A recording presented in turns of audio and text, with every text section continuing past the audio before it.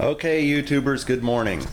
I wanted to talk to you a little bit about the Parkzone F4F.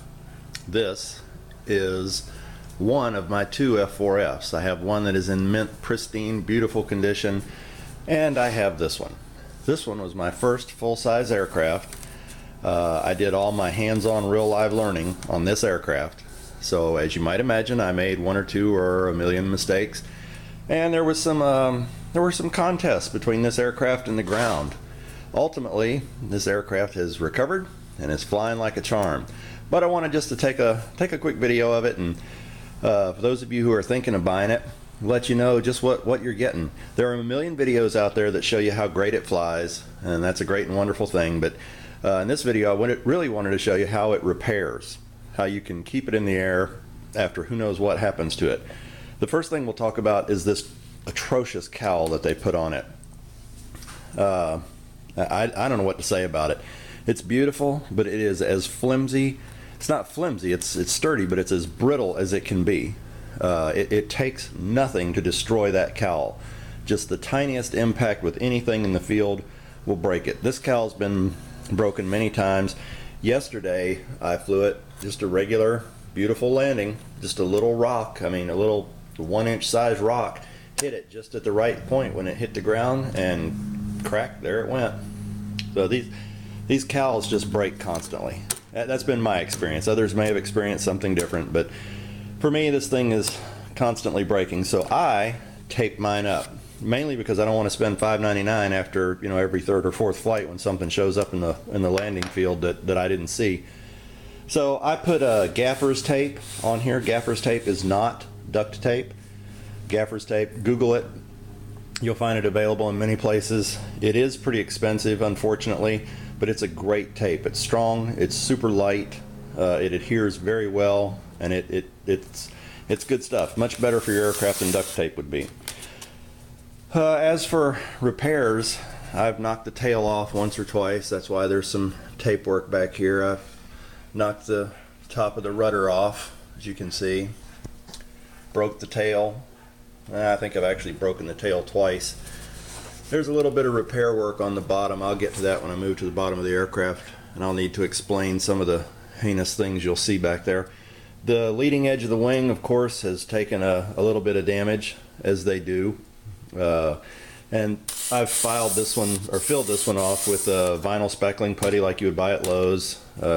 It's cheap, it's super lightweight, and it works great. Same thing on the other wing. This wing, the aircraft right wing, has actually been ripped off the aircraft. I landed in the top of a tree some time ago, about a 60-foot pine tree. I don't know, I couldn't see it, it lost sight, but I found it at the base of that tree in a forest, and this wing was removed, just taken off. This little nub was all that was left stuck into the aircraft. But a little hot glue, and it's perfect. I've had many flights on it since then, and it flies like a dream. It still flies like a dream, even with all this atrocious repair work. During that same accident, you can see there's been some work done to the aileron here and to the tip. I kind of cut out an extension to the aileron where it was ripped off, and the wingtip. This, by the way, is 1/4 inch.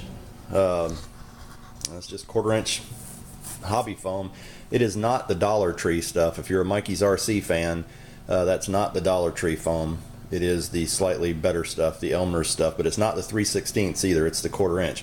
Although the 3/16 would probably work, because I had to mold it down, as you can see, to get it to work. But work it did. Works like a charm. And that's hot glued on there with virtually no reinforcement. Just hot glue. A butt joint right there, hot glued on, and the same thing on the aileron. It's just kind of hot glued right there, and that's it. But this thing's held up extremely well. Big fan of the prop that comes with it.